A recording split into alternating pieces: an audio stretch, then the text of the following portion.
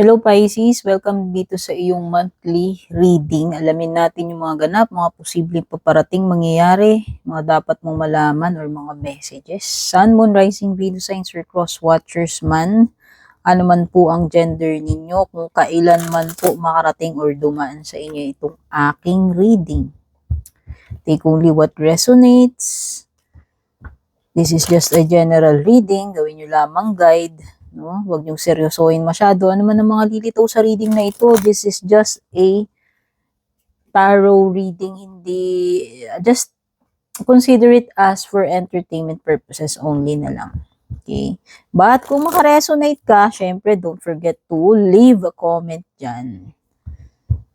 Malaking tulong din po kung ang mga reading ko po ay ilalike nyo, isi-share po ninyo, yun na lang po yung donasyon tulong nyo sa akin. Ganun din po yung mga pag-subscribe po sa aking YouTube channel. Kung bago po kayo, please don't forget to subscribe, pa-follow, pa-like na rin po yung aking official FB page, Purple Teen Meta Verified, may check. Okay? Yung mga interesado pong mag-avail ng exclusive perks, services, or products ko, mangyari lamang po na dumiretso po kayo sa aking official FB page, yung Purple Teen Meta Verified, may check. Kayo po mismo ang mag-message sa akin doon. No, mag-avail po kayo ng subscription kasi yun lang po yung way para maka-avail po kayo ng mga exclusive perks services sa akin. Kapag hindi po kasi kayo subscriber, hindi ko po, para lang po kasi exclusive lang siya sa mga subscriber. Mag-ingat po kayo dun sa mga fake na gumagaya sa akin ha, marami po yan. Ang technique po nila, para ma-scam kayo, mag-message sa inyo yan, i-chat kayo ng kung ano-ano or i-add friend kayo. Okay? Huwag po kayong makipag-usap sa mga ganun, sa mga makipag-chat, mag-entertain, makipag-transact, no? Lalo na, kasi hindi po ako yon. Wala po akong magagawa kung kayo po ay magpapabiktima doon. Palagi ko po yung nire-remind sa mga intro at sa mga video ko. Nasa sa inyo na lang po talaga yan kung sino-sino yung mga kinakausap ninyo. Okay?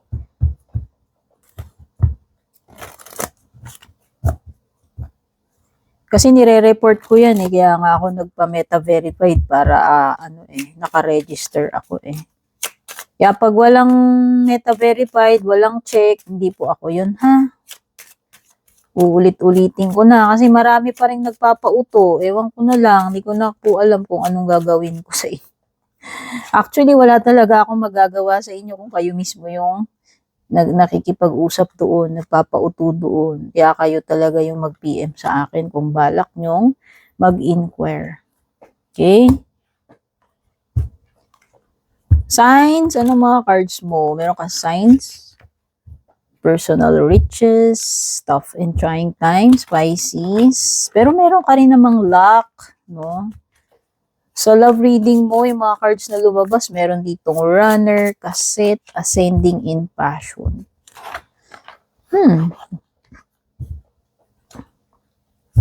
May takbuhin, char. May takbuhin.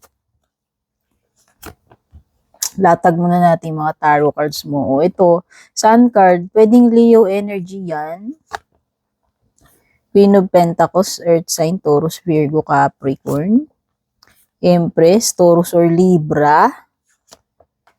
King of Cups, Cancer, Scorpio, Pisces energy. Sa bottom mo, meron ka dito, Nine of Pentacles. Wow!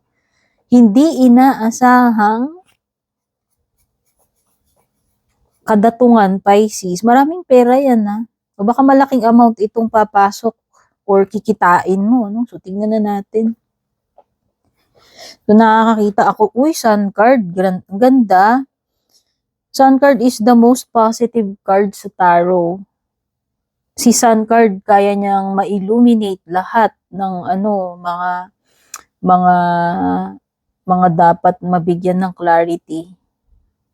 Kaya niyang magbigay ng ng kasagutan, clarity or confirmation. Minsan nano-neutralize din niya yung mga negative energies, nami-minimize niya yung mga negative energies. Ito kasi yung nagbibigay ng ng kaliwanagan, ng saya, ng success, ng happiness. Ito yung period ng pagiging blessed, no? And with the Queen of Pentacles, nakakakita ako dito ng stability. Kasi nga lumilitaw din yung personal riches and luck. So, nakikita ko na maaliwalas overall itong papasok na buwan sa iyo, especially pagdating sa kaperahan. Ayan nga, sabi ko nga parang may unexpected na pagpasok ng pera, sideline, or karagdagang alam mo yun, kita, diskarte, no? So, nakikita ko, alam mo, ang solid-solid ng energy dito na merong bagay na magmamaterialize. Kaya kung meron ka mang mga pinaghihirapan dyan, pinagtatrabahuan, pinagsusumikapan mo, something na sinimulan mo, inalagaan mo, mag-grow, nakikita ko with the Empress card, meron kang iha-harvest na magaganda rito. Positive results. Or maraming datum. Solid to, Pisces. Solid tong reading mo, promise. Pero syempre, uunahan na kita. Hindi naman lahat ng lalabas na baraha dito ay puro positive. For sure, may mga challenges dyan. Nandito pa lang tayo eh. Lilipat pa tayo doon, di ba? Nakikita ko rin when it comes to love, no? Sa mga naghahanap ng solid na connection. Kasi ito ay malalim eh. This person is matured emotionally. Okay? So, ibig sabihin lang nito, it could be a person na merong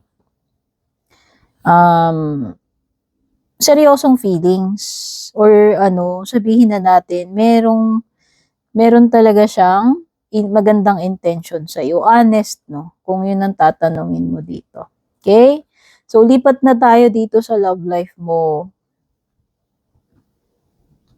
Meron kang ascending card. So, it's a sign, Pisces, na pwedeng lumevel up talaga yung love life mo. Okay? Ayan, oh. Kaya, yan, kung single ka, sabi ko, andun nga yung possibility na you will find someone or you will meet someone, magkakaroon ka ng encounter, pwedeng with the water sign, but it could be any sign. And itong relationship na to, connection na to, it will evolve. Kasi at first, mafe-feel mo na kagad na meron kayong something special with each other. Kasi andun yung spark, nandoon yung insane chemistry, nandoon yung ma-enjoy mo yung mga conversations ninyo. You will get to know this person, no, maaring makadate mo yan. And na-enjoy mo talaga yung energy nitong person na ito. And ang maganda kasi dito, meron daw insane chemistry sa inyo na you like each other equally. Kaya kung ito ay person na paparating sa'yo, itong coming month na to, well, Pisces, ito ay someone worth dating or knowing. Pero syempre, kilalanin nyo muna yung person, wag naman yung bibigay kagad, char. Diba? Wag masyadong easy, char. Huwag masyadong easy to get. Para naman doon sa may mga ka-relationship na kakonect na sabi dito, maaari may mga problems kayo na malalagpasan. Kaya kung meron man mga problema, malalagpasan nyo rin yan. For some of you, yung iba nag-i-evolve yung relationship ninyo to the next level. No, maaaring yung iba magpe-prepare na kayo for union, for engagement, or for marriage. Kasi merong transcending eh. Merong expansion. Merong new phase. Yung iba dito, new chapter, new person. Pero meron ding connection dito, sabi ko nga na nag-level up, nag-expand palalo. Whether this is a current relationship or a new person na darating sa'yo, andun yung expansion, andun yung pagle-level up. Ngayon, ito na tayo sa takbuhin. Kasi merong energy ng takbuhin dito. May person dito, hindi ko alam kung i-separate na person to, kung ibang person pa ito. May ibang energy kasi. May energy dito kasi ewan ko, may ego kasi itong person na to eh. May mga ego issues ito. It could be na mas binavalue niya yung pagiging single niya kasi ayaw niya. takot siya sa any kind of commitment or pagpapatali or pagpapakasal. So, kung sino man tong person na to, it could be a different person na wala kang maaasahan sa kanya when it comes to sa mga ganun. Kasi siguro, pwede siyang makipag-relationship, pero yung sasabihin mo na magse-settle down agad or magpapakasal, pwedeng wala pa siyang plans. Pagka ganun, avoidant ito. Okay? Runner card is also a card ng avoiding pagtakas. Kaya, yun. Kung pwedeng may mga situation na ganun wherein kakausapin mo, i-confront mo, pero may mga subject or topics or situation na pwedeng takasan or i-avoid netong person na ito. Itong kaset na ito is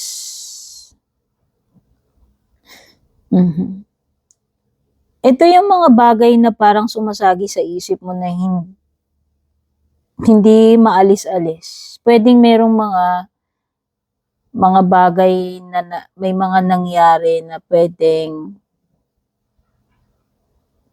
nare-remind ka naaalala mo. Ito yung mga eksena, scenarios, mga nangyari in the past na pwedeng until now, pag naaalala mo yung para kang bumabalik doon sa eksena na nangyari na yun. Okay? So, punta na tayo dito sa last set ng cards mo, yung mga fortune cards mo. Unahin ko na yung mga pangit. So, ito, tough and trying times daw. Okay? Ito yung mga challenges, Pisces. Hindi mo tayo nawawalan ng ganyan. So, may mga tough times ahead. Itong month na darating. So, importante daw na maging, strategic ka. And think of the long term. Yun yung parang pinakapayo sa'yo. Especially dito sa mga tough and trying times na darating sa'yo. So, makakatulong sa'yo kung ikaw ay magpa-plan ahead.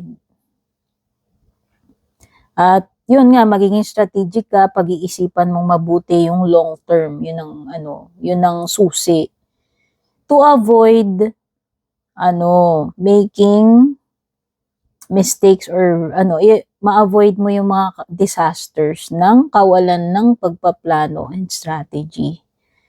Para lang makapag-prepare ka. Ma-avoid mo yung mga ganon, yung mga failure. Sabi dito, i-avoid mo daw yung mga negative people at all cost, kung sino man yan, sa workplace man yan or kung saan. Signs. Regarding your future, there is a positive direction. Yun yung sinasabi ko Kailangan mong mag-prepare pang long term. Planuhin mo na yung future mo, maging strategic ka, as early as possible na makapag-prepare ka, alam mo yun, mas better. So may something na mare-reveal daw sa iyo with the signs. At kung ano man itong mga bagay na nagpapagulo sa isip mo, mga doubts mo, confusions mo, ito yung mabibigyan ng kasagutan doon sa mga bagay na mare-reveal na paparating sa iyo. Ngayon, meron ka ring luck. Ito na, yung maswerteng pagkakataon. Siguro, itong month na paparating, meron binabanggit ditong good fortune or luck. Meron din daw, may biglaang pagbabago. Positive yun, yung change na yun. A sudden change or luck. Sabi kasi dito, itong month na papasok ay things will be working in your favor. Kaya ito yung maswerteng timing na samantalahin mo. Kung meron ka mang mga gagawin, may mga gusto kang goal na ma-achieve, no? May mga target ka, alam mo yun, ito yung excellent time na mag-take action ka dyan sa mga plans mo, sa mga strategies mo, sa mga gusto mong ma-achieve kasi ito yung favorable, maswerte na na timing. Personal riches. Wow. Ito yun Sabi dito, Pisces, may mga small success ka na maa-achieve, pero wag ka, hindi pa yun tumitigil doon. Una, mga small success lang yung ma-receive mo. eventually, palaki ng palaki. Parang may ganitong reading ako nabasa, yung kay Libra. So, yan, asahan mo na ito na yung, itong next month na papasok, ay paparating na yung mga success mo. From small success hanggang papalaki siya ng papalaki. Small successes are likely and bigger ones are on the way. So, on the way na yung mga maliliit at malalaking success. Ayun. Hindi lang yun, Pisces, mag-i-improve talaga dramatically. Ibig sabihin, mafe-feel mo talaga yung magandang change pagdating sa finances mo. But, ano ang kailangan mong i-avoid? Yung mga easy money. Okay? So, yan yung reading ko for you, Pisces. Godspeed, babush.